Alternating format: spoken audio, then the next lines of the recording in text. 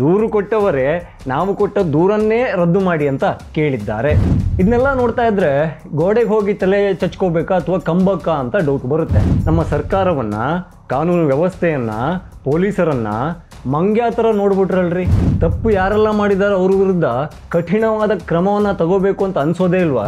ಕೆಮ್ರೋಡಿ ಅಂತೆ, ಮಟ್ಟಣ್ಣ ಅಂತೆ, ಯೂಟ್ಯೂಬರ್ ಸಮೀರಾ ಅಂತೆ, ಅವರೆಲ್ಲ ಕತೆಗಳನ್ನು ಪುಂಗಿದ್ದು. ಸರ್ಕಾರಕ್ಕೊಂಚೂರು ಮರ್ಯಾದೆನೇ ಇಲ್ವಾ?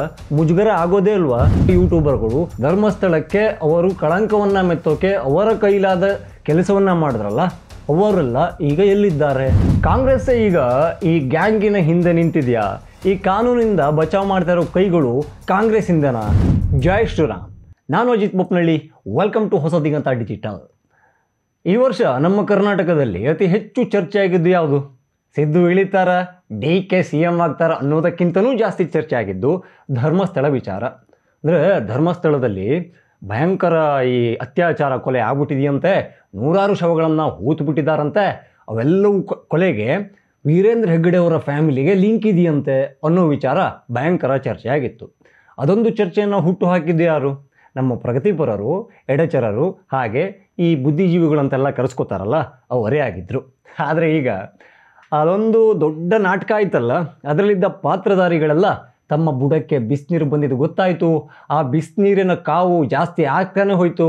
ಹೀಗಾಗಿ ಮೂಲ ಪ್ರಕರಣ ಏನಿದೆಯಲ್ಲ ಅದನ್ನು ರದ್ದು ಮಾಡಿ ಅಂತ ಈಗೊಂದು ಅರ್ಜಿಯನ್ನು ಹಾಕಿದ್ದಾರೆ. ಅಂದರೆ ದೂರು ಕೊಟ್ಟವರೇ ನಾವು ಕೊಟ್ಟ ದೂರನ್ನೇ ರದ್ದು ಮಾಡಿ ಅಂತ ಕೇಳಿದ್ದಾರೆ. ಅಂದರೆ ಇಲ್ಲಿಗೆ ಬಂದು ನಿಂತಿದೆ ಆ ಬೃಹನ್ ನಾಟಕ. ಇದನ್ನೆಲ್ಲ ನೋಡ್ತಾ ಇದ್ದರೆ ಗೋಡೆಗೆ ಹೋಗಿ ತಲೆ ಚಚ್ಕೋಬೇಕಾ ಅಥವಾ ಕಂಬಕ್ಕ ಅಂತ ಡೌಟ್ ಬರುತ್ತೆ. ಯಾಕೆಂದರೆ ನಮ್ಮ ಸರ್ಕಾರವನ್ನು, ಕಾನೂನು ವ್ಯವಸ್ಥೆಯನ್ನು, ಪೊಲೀಸರನ್ನು ಮಂಗ್ಯಾ ಥರ ನೋಡ್ಬಿಟ್ರಲ್ರಿ. ಇದಕ್ಕೆ ಸರ್ಕಾರಕ್ಕೊಂಚೂರು ಮರ್ಯಾದೆನೇ ಇಲ್ವಾ? ಮುಜುಗರ ಆಗೋದೇ ಇಲ್ವಾ? ತಪ್ಪು ಯಾರೆಲ್ಲ ಮಾಡಿದಾರೋ ಅವ್ರ ವಿರುದ್ಧ ಕಠಿಣವಾದ ಕ್ರಮವನ್ನು ತಗೋಬೇಕು ಅಂತ ಅನಿಸೋದೇ ಇಲ್ವಾ? ಶುರುವಲ್ಲಿ SIT ರಚನೆಗೆ ಸಿದ್ದರಾಮಯ್ಯನವರು ಯಾವುದೇ ಒಲವನ್ನು ತೋರಿಸಿರಲಿಲ್ಲ.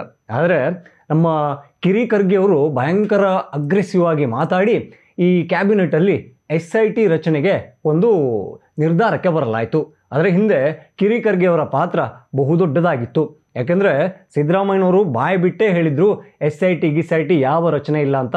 ಆದರೆ ಒಂದು ರಾತ್ರಿ ಕಳೆದು ಬೆಳಗ್ಗೆ ಆಗೋದ್ರೊಳಗಡೆ SIT ರಚನೆಯೂ ಆಯಿತು. ಧರ್ಮಸ್ಥಳ ಕೇಸಿಗೆ ಈಗೇನೋ ಆಗುತ್ತೆ, ಒಂದು ತಾರ್ಕಿಕ ಅಂತ್ಯವನ್ನು ಈ ಕೇಸ್ ಕಾಣುತ್ತೆ ಅನ್ನೋ ಹುರುಪ ಬಂತು.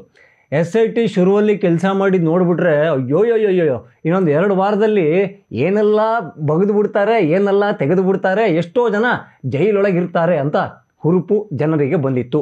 ಜನರಿಗೂ ಕೂಡ ಸತ್ಯ ಏನಿದೆ ಅನ್ನೋದು ತಿಳ್ಕೊಬೇಕಾಗಿತ್ತು. ಹಾಗಾಗಿಯೇ SITಯನ್ನು ಎಲ್ಲರೂ ಕೂಡ ಸ್ವಾಗತ ಮಾಡಿದ್ರು. ಆದರೆ ಹೋಯ್ತು ಕೇಸು. ಶುರುವಲ್ಲಿ ಕುದುರೆ ಥರ ಓಡ್ತಾ ಇದ್ದಿದ್ದು ಆಮೇಲೆ ಆಮೆ ವೇಗದಲ್ಲಿ ಸಾಗೋಕ್ಕೆ ಶುರುವಾಯಿತು. ಯಾವುದೋ ಬುರುಡೆ ಚಿನ್ನಯ್ಯ ಬಂದಂತೆ ಮಾಸ್ಕ್ ಹಾಕ್ಕೊಂಡು ಅಲ್ಲಿ ಬಿಟ್ಟು ತೋರಿಸ್ತಾನಂತೆ, ಇಲ್ಲಿ ಬಿಟ್ಟು ತೋರಿಸ್ತಾನಂತೆ, ತೋರಿಸ್ದಲ್ಲೆಲ್ಲ ಬಗಿಬೇಕಂತೆ. 3 ಅಡಿ, 6 ಅಡಿ, 8 ಅಡಿ, 10 ಅಡಿ, ಅರ್ರೆ ಎಷ್ಟು ಬಗೆದ್ರೂ ಕೂಡ ಆ ಶವಗಳೇ ಸಿಗ್ತಾ ಇರಲಿಲ್ಲಂತೆ. ಇದನ್ನೆಲ್ಲ ನೋಡಿ ಅವರ ಹಿಂದ್ಗಡೆ ಒಂದು ಗ್ಯಾಂಗ್ ಇತ್ತಲ್ಲ, ಅದೇ ಈ ಪಾತ್ರಧಾರಿಗಳನ್ನು ಆಡಿಸುವಂತಹ ಸೂತ್ರಧಾರಿಗಳು, ಚಿನ್ನಯ್ಯನ ನಂಬಿಕೊಂಡ್ರೆ ಏನೂ ಆಗಲ್ಲ, ಅವನಿಗೆ ಅರಳುಮರಳಾಗಿರಬೇಕು, ತೋರಿಸ್ದಲ್ಲಿ ಹೆಣನೂ ಸಿಗ್ತಾ ಇಲ್ಲ, ಕಲ್ಲು ಮಣ್ಣು ನೀರು ಬಿಟ್ಟರೆ ಮತ್ತೇನು ಕೂಡ ದಕ್ತಾ ಇಲ್ಲ. ಹೀಗಾಗಿ ಸುಜಾತಾ ಭಟ್ ಅಂತ ಈ ಬ್ಯಾಕಪ್ ಪ್ಲ್ಯಾನ್ ಇರುತ್ತಲ್ಲ, ಅವ್ರನ್ನ ಮುಂದೆ ಬಿಡಲಾಯಿತು. ಹುಟ್ಟದೇ ಇರುವ ಕೂಸಿನ ಸಾವಿನ ಬಗ್ಗೆ ಆ ಎಮ್ಮ ಅತ್ತಿದ್ದು ಮಧ್ಯದಲ್ಲಿ ಈ ಕಡೆ ಕೆಮ್ರೋಡಿ ಅಂತೆ, ಮಟ್ಟಣ್ಣ ಅಂತೆ, ಯೂಟ್ಯೂಬರ್ ಸಮೀರಾ ಅಂತೆ, ಅವರೆಲ್ಲ ಕತೆಗಳನ್ನು ಪುಂಗಿದ್ದು. ಅವೆಲ್ಲವನ್ನು ಪೊಲೀಸರು ನಂಬಿದ್ದು. ಹಾಗಾಗಿ ಅವರು ಕೊಟ್ಟ ದಾಖಲೆಗಳನ್ನೆಲ್ಲವೂ ಕೂಡ ಪರಿಶೀಲನೆ ಮಾಡಿದ್ರು. ಆದರೆ ಅದರಲ್ಲಿ ಹುರುಳಿಲ್ಲ ಅನ್ನೋದು ಅತಿ ಬೇಗವಾಗಿ ಗೊತ್ತಾಯಿತು. ಅದೆಲ್ಲ ಆದಮೇಲೆ ನಮ್ಮ ಎಡಚರರ ಗ್ಯಾಂಗ್ ಈಗ ಸೈಲೆಂಟ್ ಆದಂಗಿದೆ. ಅಂದರೆ ಸೂತ್ರಧಾರಿಗಳು ಇವರು ಆ್ಯಕ್ಟರ್ಗಳು ಮಾತ್ರ, ಅಲ್ಲಿ ಡೈರೆಕ್ಟ್ರು, ಪ್ರೊಡ್ಯೂಸರು ಬೇರೆ ಇರ್ತಾರೆ. ಅವರ ಕೆಲಸ ಯಾವ ರೇಂಜಿಗಾಗುತ್ತೆ ಅಂದರೆ, ನಮ್ಮ ಕನಕ ಗೋಪುರ ವಿವಾದದಿಂದ ಹಿಡಿದು ಗೋಕರ್ಣ ದೇವಸ್ಥಾನದ ವಿಚಾರಕ್ಕೆ ಏನೆಲ್ಲ ಷಡ್ಯಂತ್ರಗಳನ್ನು ಮಾಡಿದ್ರು, ರಾಘವೇಶ್ವರ ಶ್ರೀಗಳ ಹೆಸರನ್ನು ಹಾಳು ಮಾಡೋಕ್ಕೆ ಏನೆಲ್ಲ ಪ್ರಯತ್ನ ಮಾಡಿದ್ರು, ಅದೆಲ್ಲವೂ ಸೇರಿ ಈಗ ಧರ್ಮಸ್ಥಳ ತನಕ ಎಲ್ಲ ಒಂದೇ ಗ್ಯಾಂಗು. ಅಂದರೆ ನಮ್ಮ ಧಾರ್ಮಿಕ ನಂಬಿಕೆಗಳಿರುವ ಜಾಗಗಳ ಮೇಲೆ ಒಂದು ಕಳಂಕವನ್ನು ತರಬೇಕು. ಅಂದರೆ ಅಲ್ಲಿ ಹಿಂದೂಗಳು ಮತ್ತೆ ಹೋಗಬಾರದು, ಅಲ್ಲಿ ಪೂಜೆ ಪುನಸ್ಕಾರ ನಂಬಿಕೆ ಇವೆಲ್ಲ ಏನಾಗುತ್ತಲ್ಲ ಅದಕ್ಕೊಂದು ಕೊಡ್ಲಿ ಏಟನ್ನು ಕೊಡಬೇಕು. ಆ ಮೂಲಕ ಹಿಂದೂಗಳಲ್ಲಿ ಒಡಕನ್ನು ತರಬೇಕು. ಇದು ಅವರ ಸಿದ್ಧಾಂತ.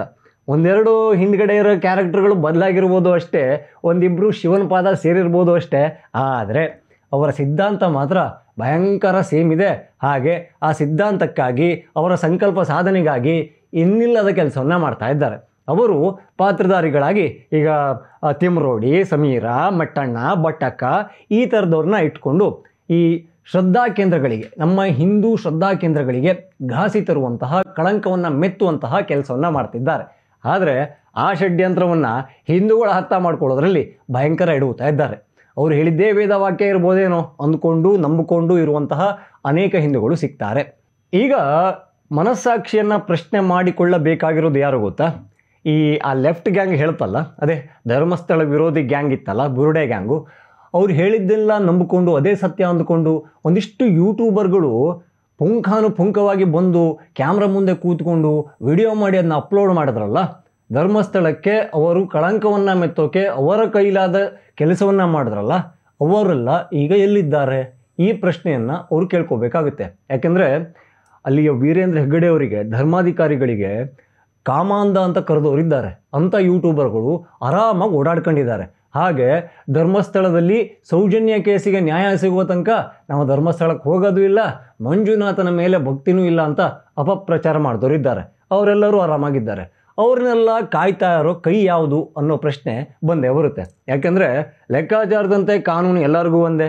ಅವರು ತಪ್ಪು ಮಾಡಿದ್ದಾರೆ, ಆಧಾರ ಸಾಕ್ಷಿ ಯಾವುದೂ ಇಲ್ಲದೆ ಕೂಡ ಈ ಧರ್ಮಸ್ಥಳದ ಮೇಲೆ ಅಪಪ್ರಚಾರನ ಮಾಡಿದ್ದಾರೆ. ಅದು ಅಪರಾಧ ಅಲ್ವಾ? ಅದಕ್ಕೆ ಶಿಕ್ಷೆ ಆಗಬೇಕಲ್ವಾ?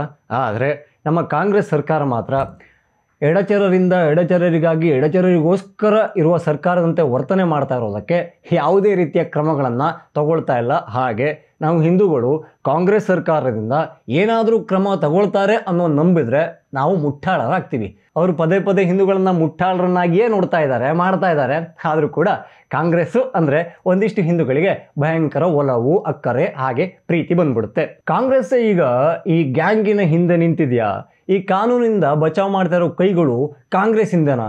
ಈ ಪ್ರಶ್ನೆ ಬಂದೇ ಬರುತ್ತೆ. ಯಾಕೆಂದರೆ ಅಧಿಕಾರದಲ್ಲಿ ಇರೋರವ್ರೆ, SIT ರಚನೆ ಮಾಡಿದ್ದವ್ರೆ. ಹಾಗೆ SIT ಯಾವ ನಿರ್ದೇಶನದಂತೆ ಕೆಲಸ ಮಾಡುತ್ತೆ ಅನ್ನೋದು ಬಿಡಿಸಿ ಹೇಳಬೇಕಾ? ಖಂಡಿತ ಇಲ್ಲ.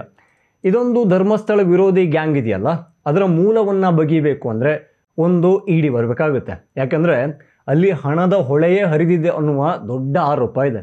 ಆ ಹಣ ಎಲ್ಲಿಂದ ಬಂತು, ಯಾರಾದ ಅಕೌಂಟಿಗೆ ಹೇಗೆ ಹೋಯಿತು, ಇದೆಲ್ಲವೂ ಕೂಡ ಲೆಕ್ಕಾಚಾರ ಹಾಕಬೇಕು ಅಂದರೆ SITಯಿಂದ ಆಗಲ್ಲ.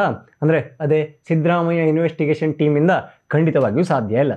ED ಬರಬೇಕು. ಅಥವಾ NIAಗೆ ಈ ಕೇಸ್ ಹೋದರೆ, ಈಗ ನಾವು ಕೇಸ್ ಕೊಟ್ಟಿದ್ವಲ್ಲ ಸರ್, ಅದನ್ನು ರದ್ದು ಮಾಡಿಬಿಡಿ ಅಂತ ಕೋರ್ಟಿಗೆ ಹೋಗಿದ್ರಲ್ಲ, ಅವರೆಲ್ಲರಿಗೂ ಕೂಡ, ಅವರ ಹಿಂದೆ ಇರೋರಿಗೂ ಕೂಡ ಶಿಕ್ಷೆ ಆಗಲೇಬೇಕು. ಯಾಕೆಂದರೆ ಹಿಂದೂಗಳ ಒಂದು ನಂಬಿಕೆ ಮೇಲೆ ಅವರು ಘಾಸಿಯನ್ನು ತಂದಿದ್ದರು. ಈಗ ಆ ಪ್ರಕರಣದಲ್ಲಿ ತಾವು ಮಾಡಿರೋ ಆರೋಪದಲ್ಲಿ ಒಂದು ಗಟ್ಟಿಯಾದ ಶೇಂಗಾ ಬೀಜನೂ ಇಲ್ಲ ಅಂದ್ಕೊಂಡು ಅದನ್ನ ವಾಪಸ್ಸು ತಗೊಳ್ಳೋಕೆ ನೋಡ್ತಿದ್ದಾರೆ. ಅಂದರೆ ಬಂಧನ ಭೀತಿ ಅವರಿಗೆ ಕಾಡ್ತಾ ಇದೆ. ಇಷ್ಟು ದಿವಸ SIT ಅಂತೆ, ಅದಂತೆ, ಇದಂತೆ ಇಷ್ಟೊಂದು ವ್ಯರ್ಥ ಆಯ್ತಲ್ಲ, ಟೈಮ್ ವೇಸ್ಟ್ ಆಯಿತು, ಟ್ಯಾಕ್ಸ್ ಪೇಯರ್ಸ್ದು ದುಡ್ಡು ವೇಸ್ಟ್ ಆಯಿತು, ಎಲ್ಲವೂ ವೇಸ್ಟ್ ಆಯಿತು. ಅವೆಲ್ಲವನ್ನು ಯಾರ ಹತ್ರ ವಸೂಲಿ ಮಾಡಬೇಕು, ಹೇಗೆ ವಸೂಲಿ ಮಾಡಬೇಕು? ವಸೂಲಿನೇ ಬೇಡ, ಅದೆಲ್ಲವೂ ಕೂಡ ಮಿಸ್ಯೂಸ್ ಮಾಡಿಕೊಂಡಿದ್ದು ಅಪರಾಧ ಆಗಿದ್ದಕ್ಕೆ ಇವರೆಲ್ಲರನ್ನೂ ಕೂಡ ಜೈಲಲ್ಲಿ ನೋಡಬೇಕಲ್ವಾ? ಆ ಆಸೆ ಇದೆ ಅಲ್ವಾ? ಹಾಗಾಗಿ ಕಾಂಗ್ರೆಸ್ ಸರ್ಕಾರಕ್ಕೆ ನಮ್ಮ ಕಡೆಯಿಂದ ಕಳಕಳಿಯ ಮನವಿ. ಧರ್ಮಸ್ಥಳದ ವಿರುದ್ಧ ಅಪಪ್ರಚಾರ ಮಾಡಿ ಸುಳ್ಳು ಆಧಾರರಹಿತ ಒಂದು ಆರೋಪಗಳನ್ನು ತಂದು ಧರ್ಮಸ್ಥಳದಲ್ಲಿ ಹಿಂದೂಗಳ ನಂಬಿಕೆಗೆ ಘಾಸಿ ಮಾಡಿರುವಂತಹ ಈ ಗ್ಯಾಂಗ್ ಏನಿದೆಯಲ್ಲ, ಅಂದರೆ ತೆರೆ ಮುಂದೆ ಇರೋರು ಕೂಡ ಹಾಗೆ ಅವರ ಹಿಂದೆ ಇರೋರು ಕೂಡ ಎಲ್ಲರಿಗೂ ಕೂಡ ಕಾನೂನು ಅನ್ನೋದು ಎಷ್ಟು ಕಠಿಣವಾಗಿರುತ್ತೆ ಅನ್ನೋದನ್ನು ನೀವು ತೋರಿಸ್ಕೊಡ್ಬೇಕು. ಇನ್ನೂ ಯಾರೆಲ್ಲ ಹೊಸದಿಗಂತ ಡಿಜಿಟಲ್ ಚಾನಲನ್ನು ಸಬ್ಸ್ಕ್ರೈಬ್ ಮಾಡ್ಕೊಂಡಿಲ್ವೋ ಈ ಕೂಡಲೇ ಮಾಡ್ಕೊಳ್ಳಿ. ಹಾಗೆ ಎಲ್ಲ ವಿಡಿಯೋಗಳಿಗಾಗಿ ಬೆಲ್ ಐಕಾನನ್ನು ಒತ್ತೋದನ್ನು ಮರಿಬೇಡಿ. ಜೈ ಶ್ರೀರಾಮ್.